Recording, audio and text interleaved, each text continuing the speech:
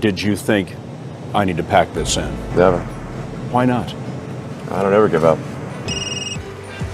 Hi, Elon Musk speaking. I didn't have any money. In fact, I had negative money. I had huge student debts. Like, I have a bunch of houses, but I don't spend a lot of time in most of them. I couldn't afford a place to stay and an office, so I rented an office instead, because I got a cheaper office than I could get a place to stay, and then I just sort of slept on the futon. And a few years ago, people were laughing at you. Now, not so much. I mean, Okay. SpaceX, I founded approximately 4 years ago with the goal of revolutionizing access to space. What I really want to try to achieve here is to make Mars seem possible. Step 3 would be to provide humans to another planet services to private sector and the government. What I should get things gives done. you satisfaction? Doing something useful for other people that I like doing.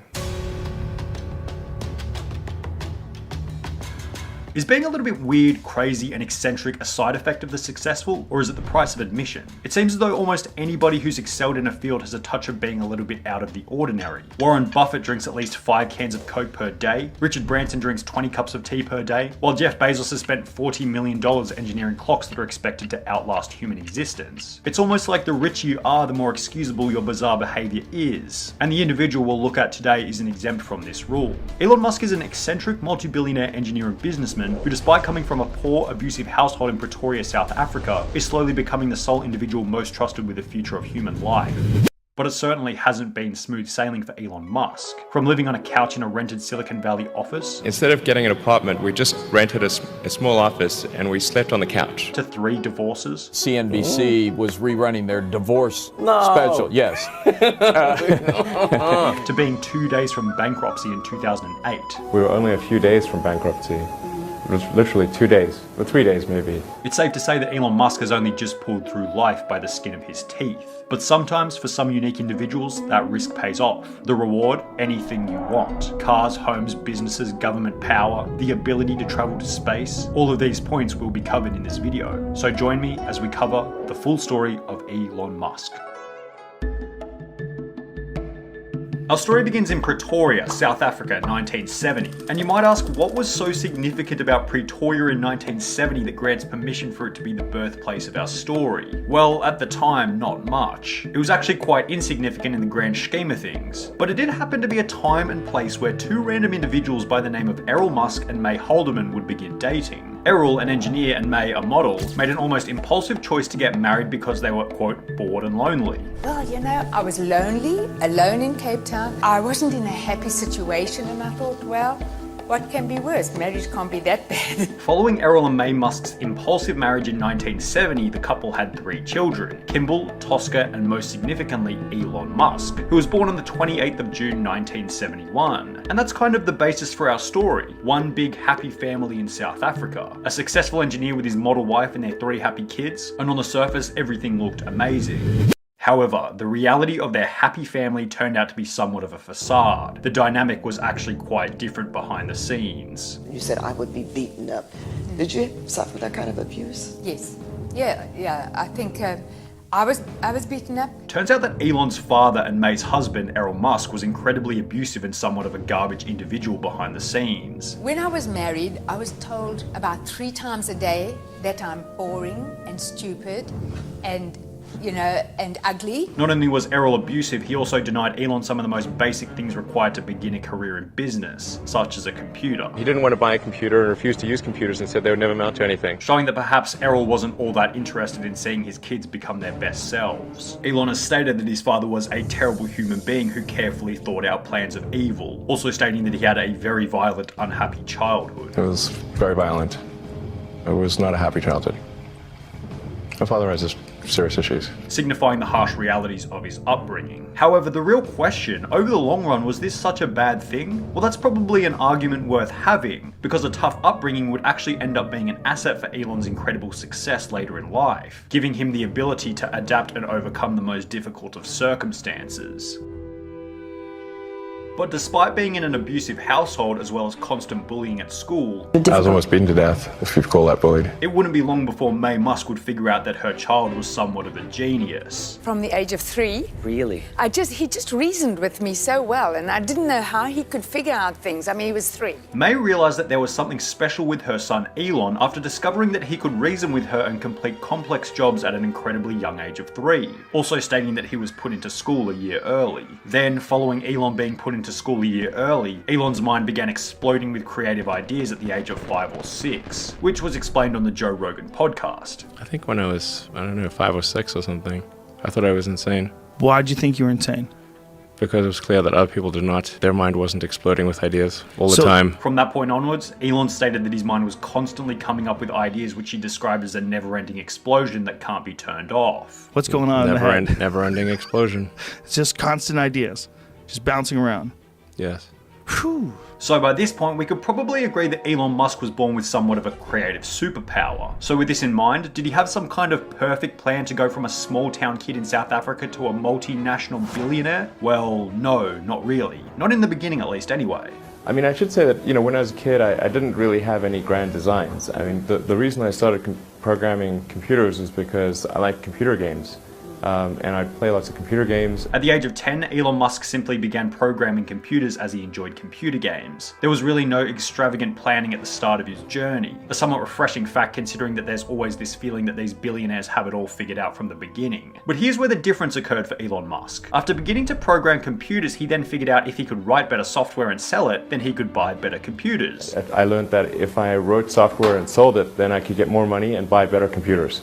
So it wasn't really with some grand vision or anything. After learning to code at the age of 10, Elon Musk realized that a magazine by the name of PC and Office Technology would buy different pieces of software to publish in their magazine. There was a computer magazine that you could sell software to, and then publish the software and then send you a check. After making this discovery, Elon decided to create his first piece of gaming software called Blaster, a game somewhat similar to the popular game Space Invaders. This game was then sold to the magazine for a price of $500. I taught myself how to program computers when I was a kid, and bought my first computer when I was 10 and sold my first commercial program when I was 12. Not exactly a bad start for any 12-year-old looking to pursue programming pathways. So it's safe to say that from the very beginning, Elon Musk was somewhat born to pursue difficult technical endeavors, with the overall goal of, as cliche as it sounds, advancing humanity, which would really show its true colors as Elon Musk finished high school preparing for the next stage of his life. At the age of 17, Elon Musk moved from his hometown of Pretoria, South Africa to North America to attend Pennsylvania University, eventually graduating with dual bachelor degrees in economics and physics at the age of 26. Now, finishing university with a dual degree in economics and physics is somewhat of an incredible achievement. But there was another issue here. He wasn't in the place that he wanted to be. Sure, Philadelphia was cool and all, but Elon had his mind set on somewhere else, a location where he thought he would really thrive. I thought, okay, I really want to work on new technology, so I want to get to Silicon Valley.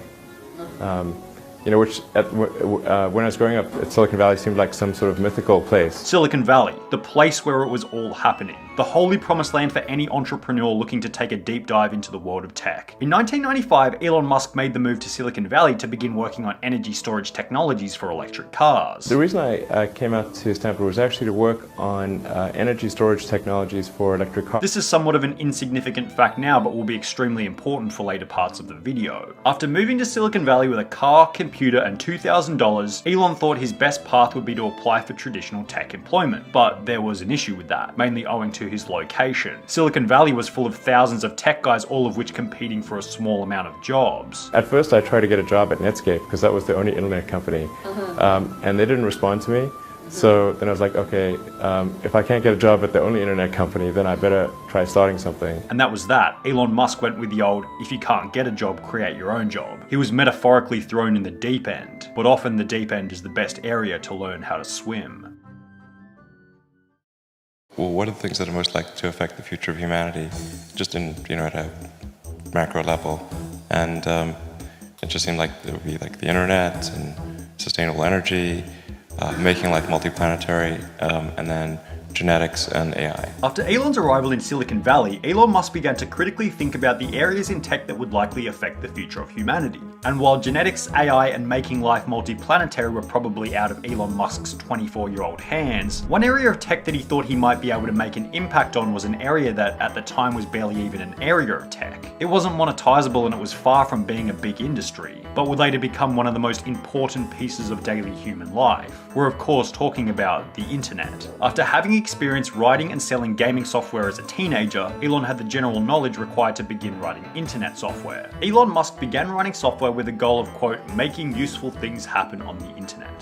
Trying to make useful things happen on the internet. Possibly hinting that he had no real idea of what he was trying to create in the beginning. However, this would change when Elon Musk would create his first piece of saleable internet software, described as a software allowing media companies to convert their paper and print content into digital content. So we thought, well, the media industry would need help converting its content from a print media to electronic.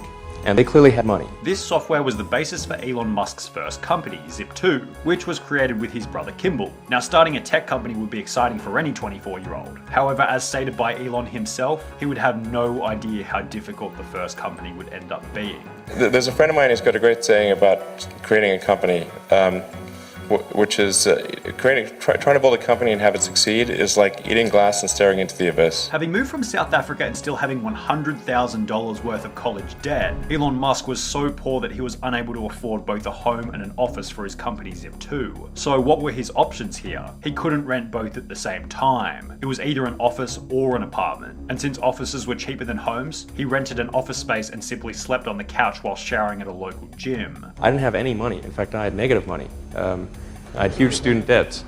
So, in fact, I couldn't afford a place to stay and an office. So I rented an office instead because I got a cheaper office than I could get a place to stay, and then I just sort of slept on the futon. This whole scenario might be what Elon Musk later described as the reality kicking in after starting a company. I mean, what tends to happen is it's sort of quite exciting for the first several months of starting a company, and then reality sets in. Things don't go as well as planned.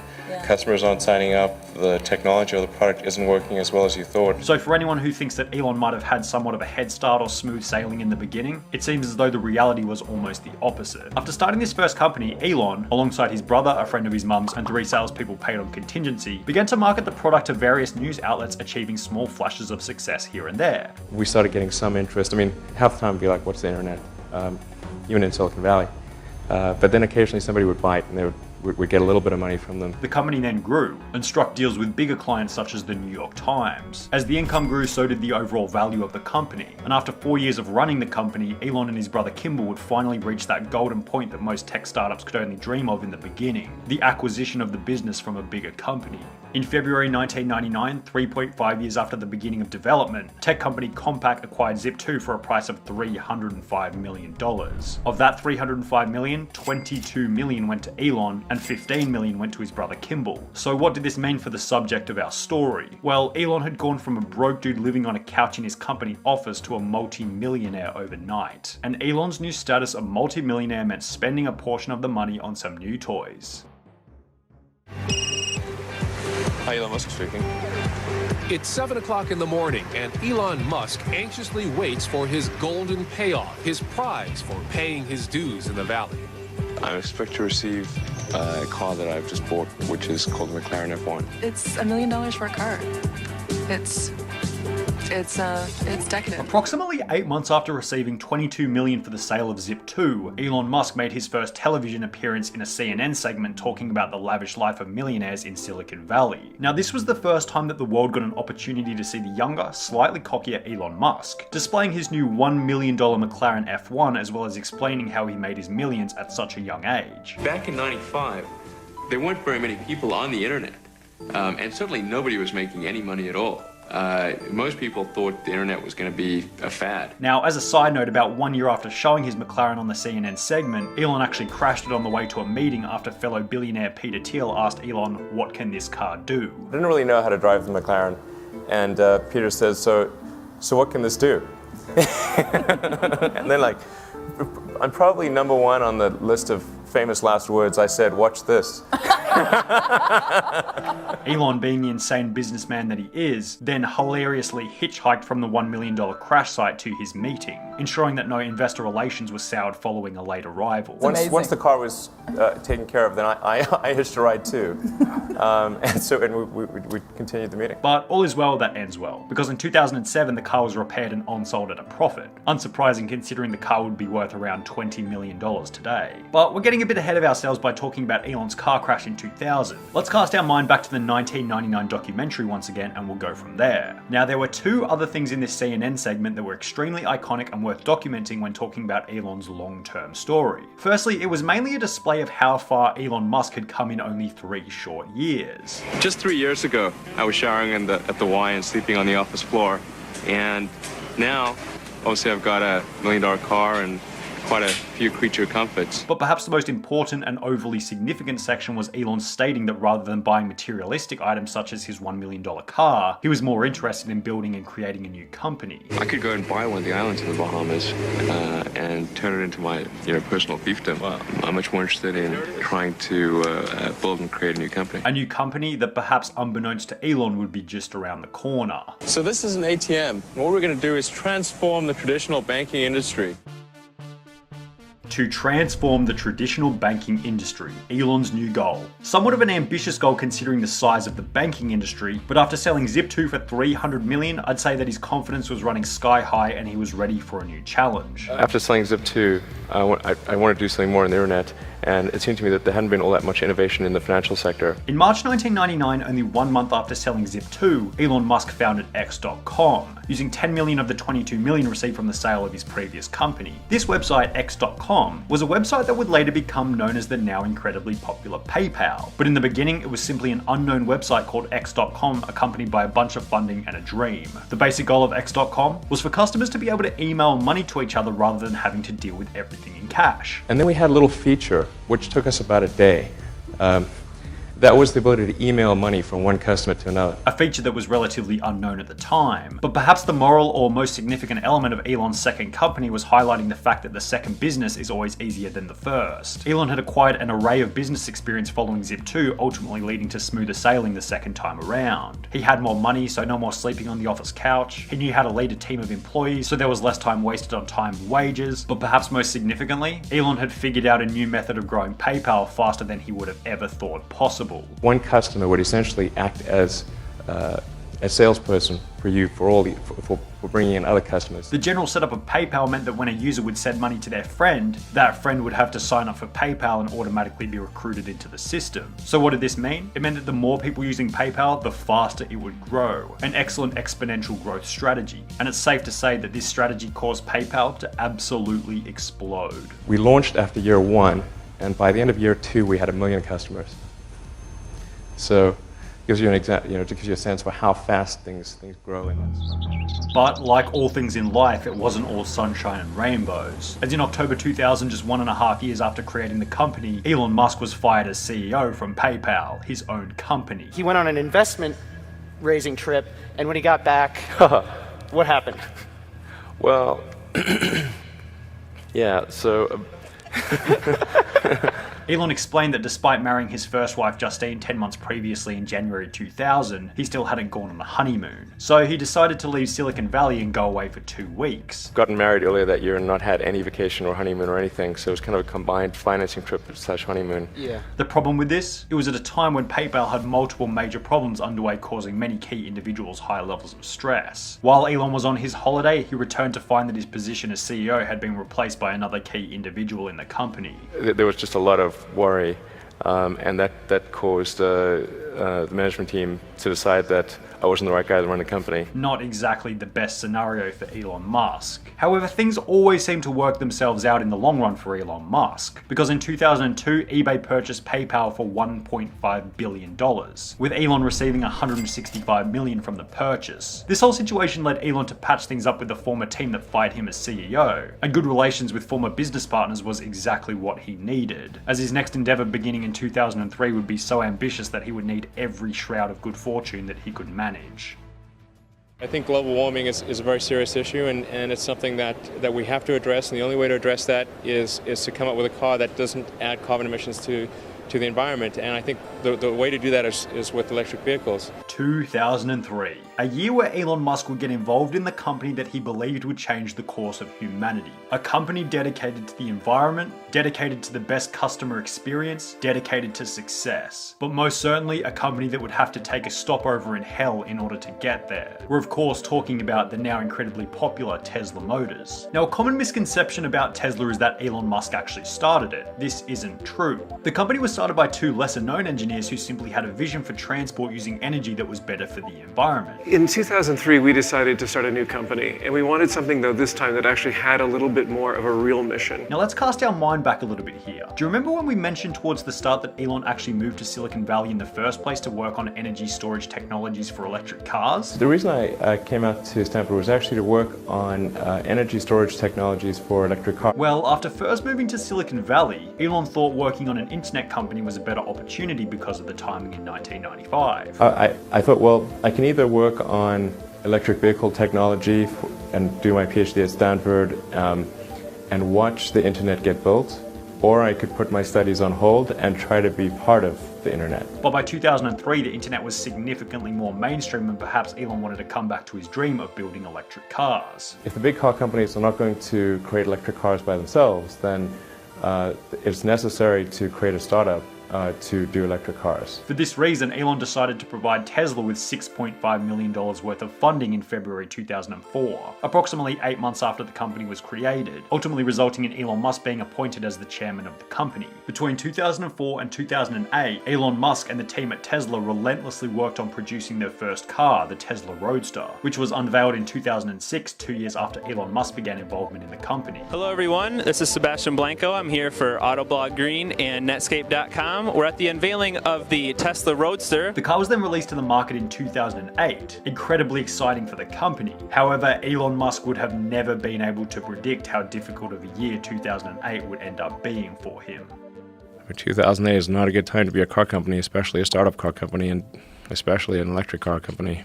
That was like stupidity squared. The global financial crisis, an economic downturn that would end up challenging even the most sophisticated in the business world. And economic downturns generally challenge car companies more than any other company, as when people don't have much money, buying a $100,000 electric car isn't usually at the top of a financial budget. For this reason, just before Christmas of 2008, Tesla was about 2 or 3 days away from bankruptcy. In fact, at the end of 2008, we were only a few days from bankruptcy.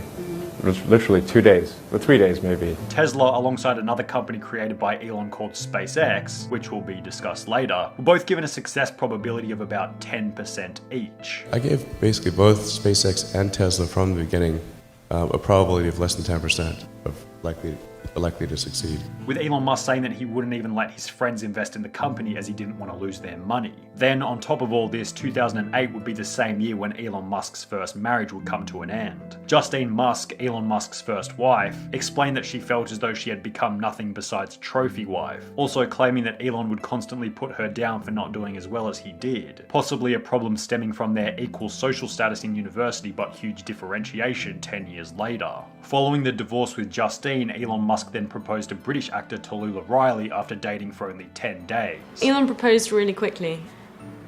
The idea of being swept off your feet is appealing, and I'd probably have said yes to anyone that seemed half sensible if they proposed after 10 days, just because it's kind of an interesting thing to do. However, by 2013, this relationship had also resulted in divorce. But things weren't all that bad. On the relationship front, Elon appeared to be having serious problems, but by 2013, the business side of things was absolutely booming. With the global financial crisis somewhat of a distant memory and Tesla stock increasing by 450% between the start and end of 2013, things were looking up. So much so that the struggles of Tesla were put on the back burner while one of Elon's more ambitious goals began to become more of a priority.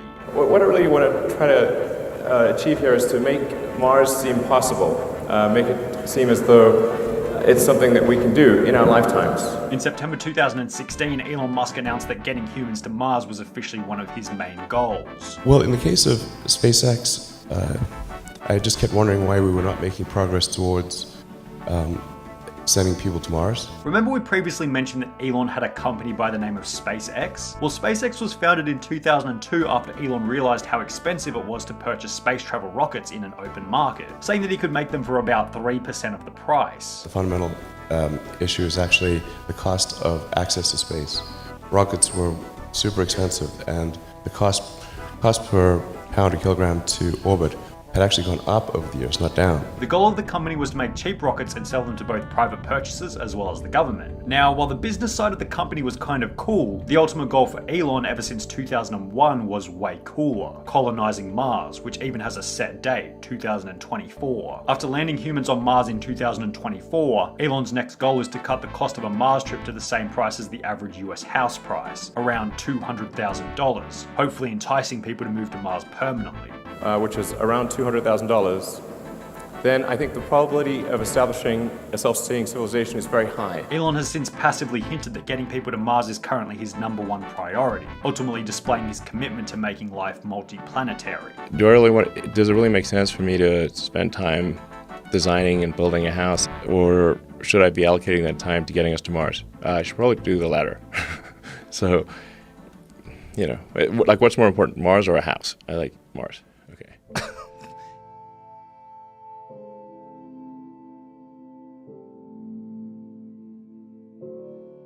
Is coming from a wealthy, well-brought-up background a requirement to make a change in the world? Do you have to conform to the rules of society to be a good human being? Are there limitations for where your imagination can take your reality? Elon Musk doesn't seem to think so. He set the example. Just because you might come from an abusive household in Pretoria, South Africa, doesn't mean you can't restructure the reality that you're living. From a nobody, to a programmer, to an engineer, to a man whose sole mission has become ensuring the future of human existence. And perhaps if you're watching this video in the far future, maybe you're watching this video on autopilot in your electric car, or we've already been to Mars and you're using some kind of futuristic piece of technology that none of us can even conceptualize at the moment. And if that's the case, I want you to remember that all of it started with one individual. An individual who just wanted to make the world a better place. An individual who upon birth wasn't much different to you or I. An individual who put humanity before himself. Elon Musk.